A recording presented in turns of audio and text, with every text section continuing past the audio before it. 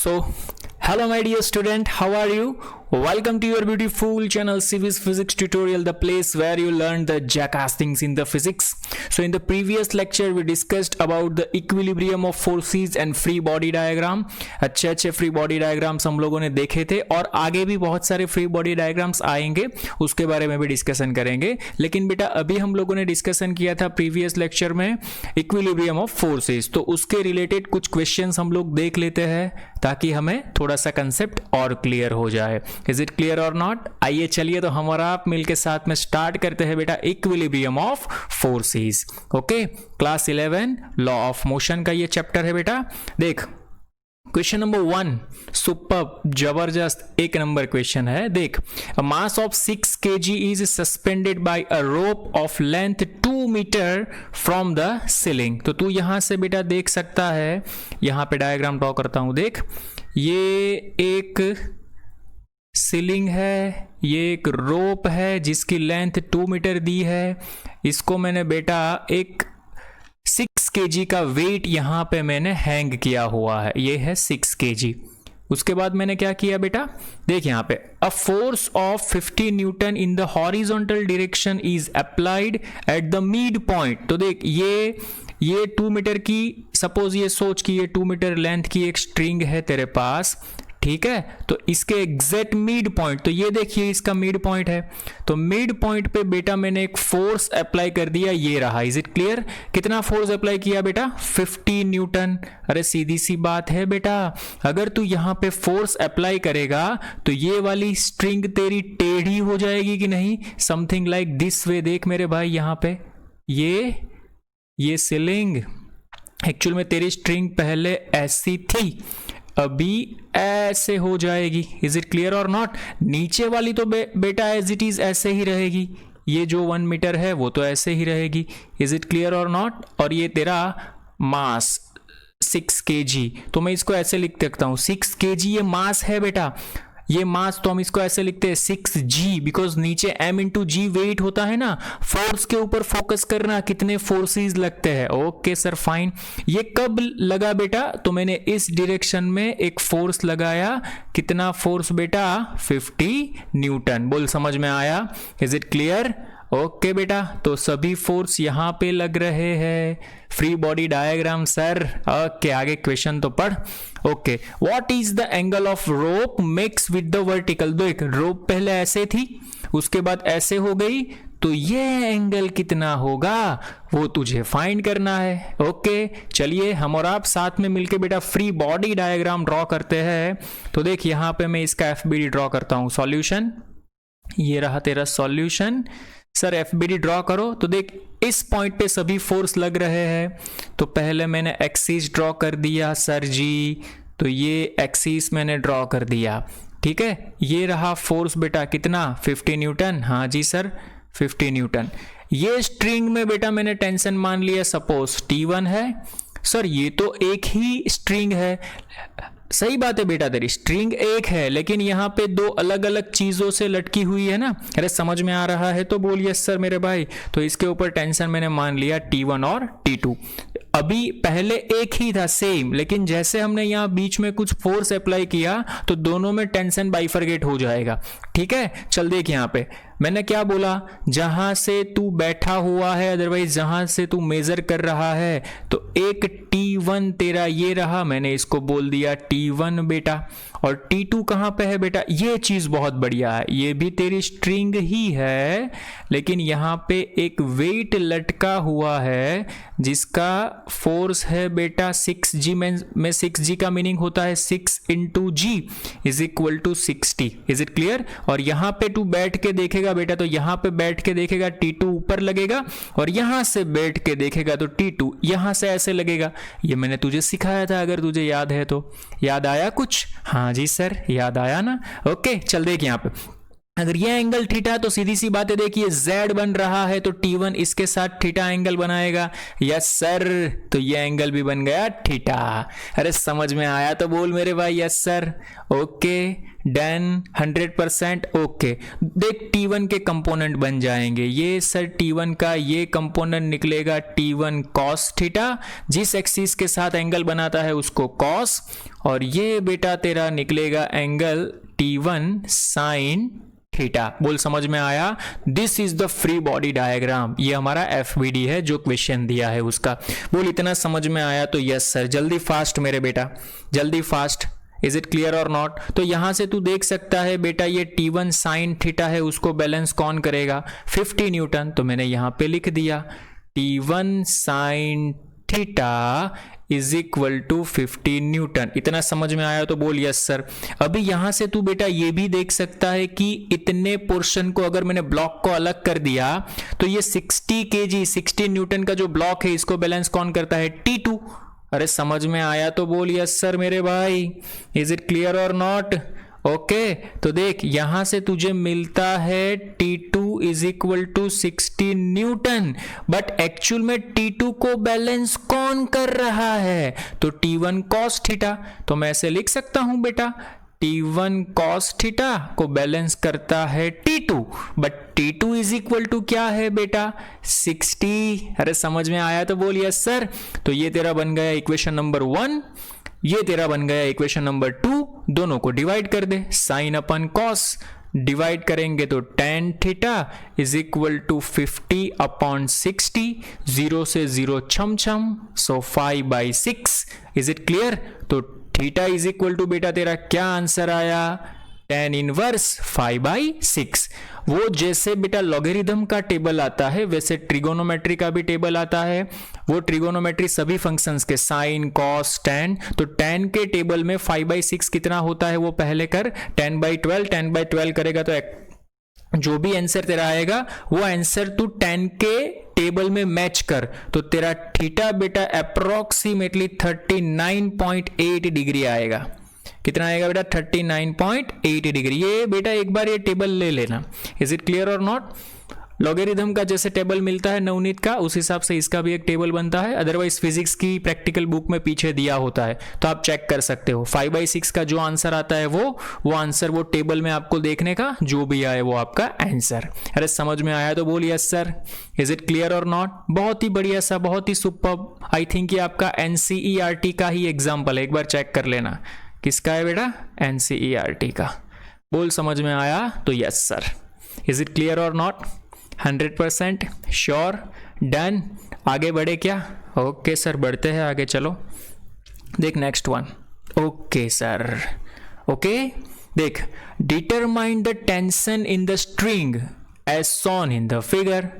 बढ़िया सा डायग्राम दिया है और बोला है find the tension in the string. इसमें T1 है, इसमें T2 है। बोल कर सकता है क्या? डिट्टो वैसा ही, कुछ नया नहीं है। एक बार स्क्रीन को पॉज करके ट्राई करना, अगर तुझसे हो जाएगा तो तेरा कॉन्फिडेंस बेटा बढ़ जाएगा। Is it clear? देख इसका फ्री बॉडी डायग्राम ड्रॉ करें क्या हम लोग? हाँ जी सर चलिए करते हैं। ये इसका मिड पॉइंट, ठीक है, तो ये ऐसे पहले बेटा एक्सिस ड्रॉ कर लो। ओके सर कर ली। देख नीचे कितना लगता है बेटा? 4 kg। तो ये नीचे लगा 4 kg वेट। मैंने तुझे सिखाया था कि 1 kg वेट का मीनिंग क्या होता है? 9.8 न्यूटन। तो 4 kg is equal to 4 into 9.8 होता है कि नहीं? अरे समझ में आया तो बोलिए सर। तो यहां पे क्या होगा? 4 इंटू 9.8 न्यूटन कहां पे लगता है बेटा? डाउनवर्ड। इज इट क्लियर और नॉट? एक और चीज बेटा ये देख, ये है तेरे पास T1। Is it clear? तो ये 60 डिग्री, सीधी सी बात है। तो देख ये ऐसे Z बनेगा तो ये भी 60 बनेगा। इसका मीनिंग क्या होता है कि ये बना तेरा 60 डिग्री। और लेफ्ट हैंड साइड पे तुझे दिया हुआ है T2। तो T1 के दो कंपोनेंट निकलेंगे बेटा। एक ये वाला कंपोनेंट कौन सा? T1 साइन 60 डिग्री, और एक ये वाला कंपोनेंट कौन सा? T1 cos 60 degree. अरे समझ में आया तो बोल यस सर मेरे भाई। ओके तो T1 साइन 60 को बैलेंस कौन करेगा? 4 इंटू 9.8। तो मैं यहां पे ऐसे लिख दूं बेटा कि T1 sine 60 degree is equal to 4 into 9.8। तो यहां से T1 की वैल्यू निकल आएगी 4 into 9.8 divided by sine 60। Sine 60 बेटा √3/2 होता है, तो ये रहा √3 और ये बाई 2। 4 2 ज़ा 8, 8 इंटू 9.8 अपॉन √3। इसका आप सॉल्यूशन दे देना बेटा, जो भी आए वो आपका आंसर। अप्रोक्सीमेटली आपका आंसर 45.26 न्यूटन आएगा। इज इट क्लियर और not? Done. Okay next one. अभी T2 को कौन बैलेंस करेगा बेटा? T2 को T1 cos 60 बैलेंस करेगा। तो देख इसको मैं यहां पे लिखता हूं, now T2 is equal to T1 cos 60। T1 की वैल्यू तुझे मिली, देख ये रही, कितनी है? 45.26 इंटू cos 60 1/2 होता है बेटा, तो इसका हाफ कर दे। तो इसका हाफ करेगा तो तेरा आंसर आएगा 22 पॉइंट समथिंग, मीन्स 22.63 न्यूटन। अरे समझ में आया तो बोल मेरे भाई यस सर, है ना बढ़िया एग्जाम्पल। अगर तुझे फ्री बॉडी डायग्राम बेटा अच्छे से आ रहा है, you can solve easily this type of examples. समझ में आ रहा है? Okay done. ये सभी बेटा स्ट्रिंग के बेस्ड के ऊपर एग्जाम्पल है। स्ट्रिंग में टेंसाइल फोर्स लगता है, टेंशन लगता है। टेंशन को आपको अगर बाइफरगेट करना आ गया है तो आप इजीली सॉल्व कर सकते हो। Is it clear? ओके बढ़िया, आगे बढ़ते हैं। चलिए नेक्स्ट वन बेटा। ओके देखो यहाँ पे, अ train is moving along a horizontal track. Okay sir, देख मेरे भाई ये एक ट्रेन है, समझना हाँ बेटा, ट्रेन बड़ी बड़ी ड्रॉ करनी पड़ेगी मुझे। ये एक ट्रेन है ऐसा सोच। ओके ये एक ट्रेन है, ओके इसके बहुत सारे टायर्स हैं ऐसे। ओके हॉरिजॉन्टल ट्रैक पे जा रही है। A pendulum is suspended. देख यहाँ पे इसकी सीलिंग पे बेटा एक पेंडुलम लटकाया हुआ है from a roof making an angle 4 degree with the vertical. ये जो पेंडुलम ये देखिए वर्टिकल साइड है, तो हमें ये ले लिया, चल ये वर्टिकल के साथ 4 डिग्री बना रहा है। तो हमें ये पूछा है obtain the acceleration of the train. बहुत बढ़िया एग्जांपल है बेटा, बहुत सुपर्ब जबरदस्त एग्जांपल है। सोच अगर पेंडुलम बेटा इनिशियली ये सिचुएशन में होता जब ट्रेन रेस्ट पे होती, सोच कि अगर ट्रेन ये डायरेक्शन में ए एक्सेलरेशन से चल रही है, कितने एक्सेलरेशन से चल रही है? ए एक्सेलरेशन से। तो जैसे ट्रेन चलेगी, ठीक है, तो एक बेटा एक चीज होती है न्यूटन्स का अकॉर्डिंग टू न्यूटन के फर्स्ट लॉ, इनर्शियल फ्रेम और non inertial frame. Inertial frame का मीनिंग क्या होता है बेटा? तू ट्रेन के अंदर बैठ जा।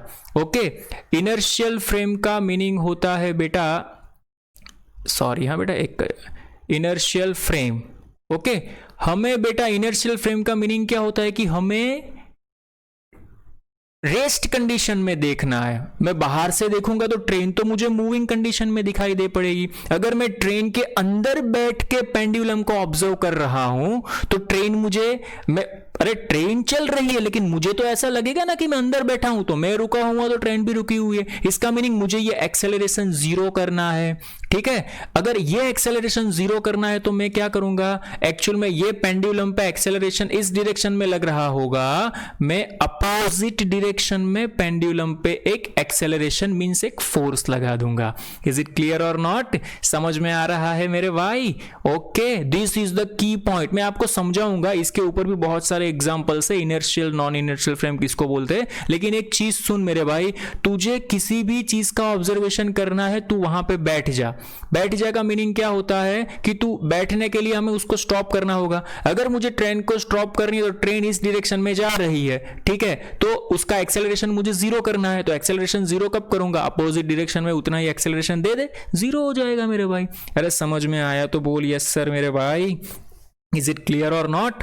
ओके तो इसका अगर बेटा तू फ्री बॉडी डायग्राम ड्रॉ करने जाएगा तो देख ये रहा तेरा mass of the pendulum, is it clear? ये रही तेरी एक्सीज, ये रही तेरी एक्सीज, ये रही तेरी स्ट्रिंग मेरे भाई, देख ये स्ट्रिंग, ठीक है। तो हमें तो किसके बारे में चर्चा करनी है बेटा? पेंडुलम के बारे में। तो ये रहा पेंडुलम, ओके।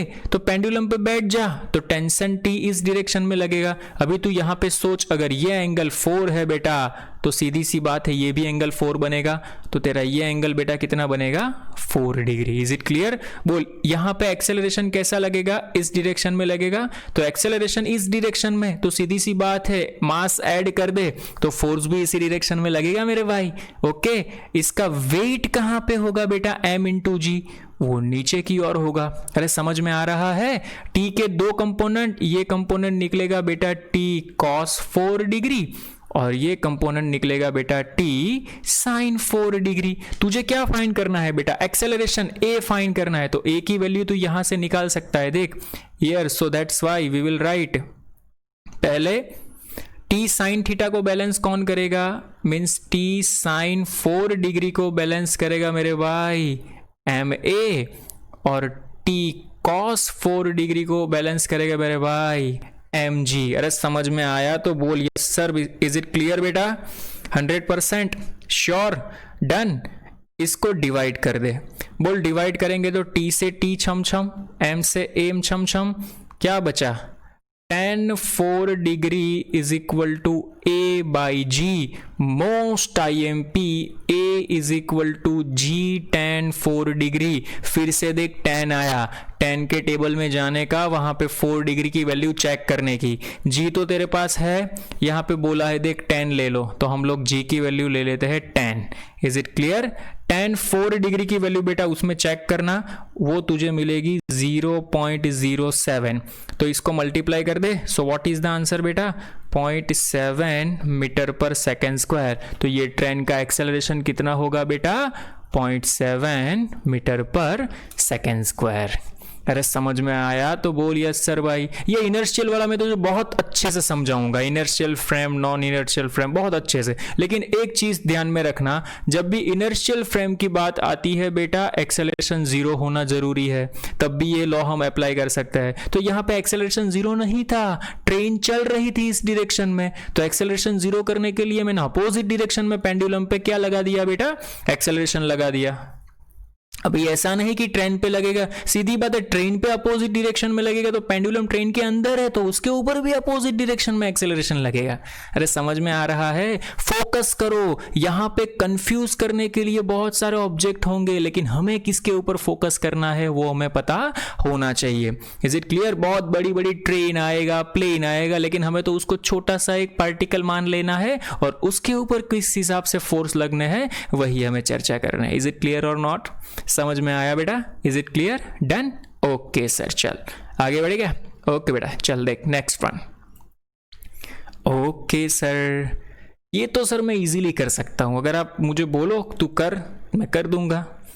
चलना कोई बात नहीं बेटा, मैं तेरे को करवा देता हूं।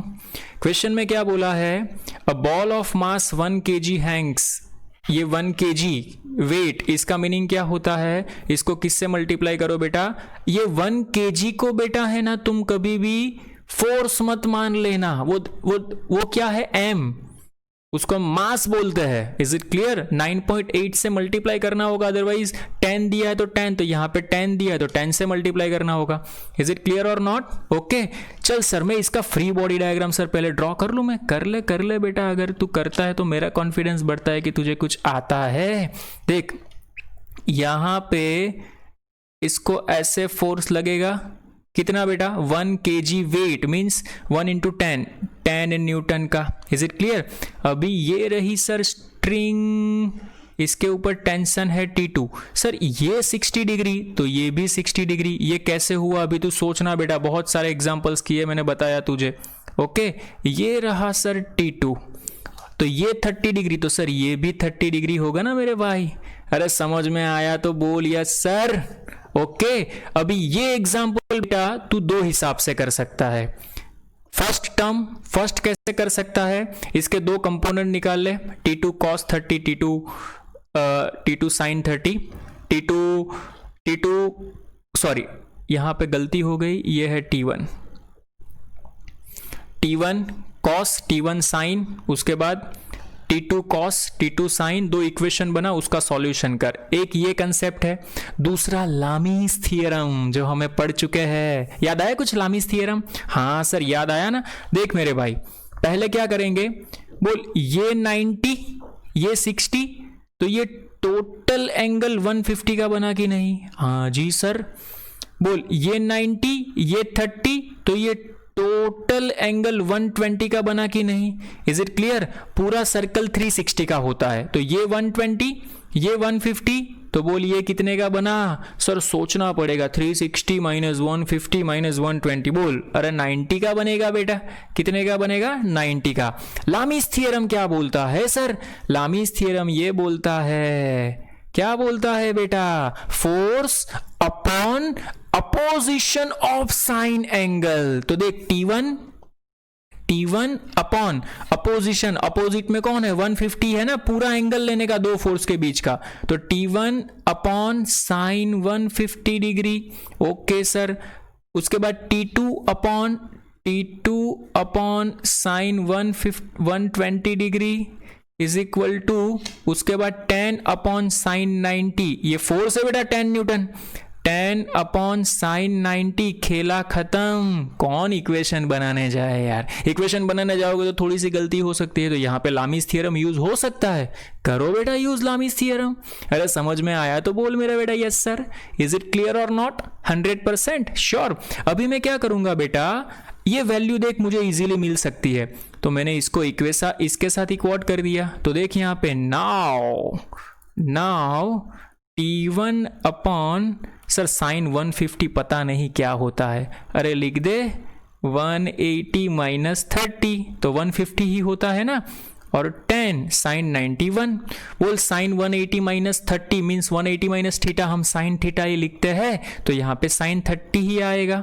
सो T1 upon sine 30, math strong होनी चाहिए बेटा, इज इक्वल टू 10।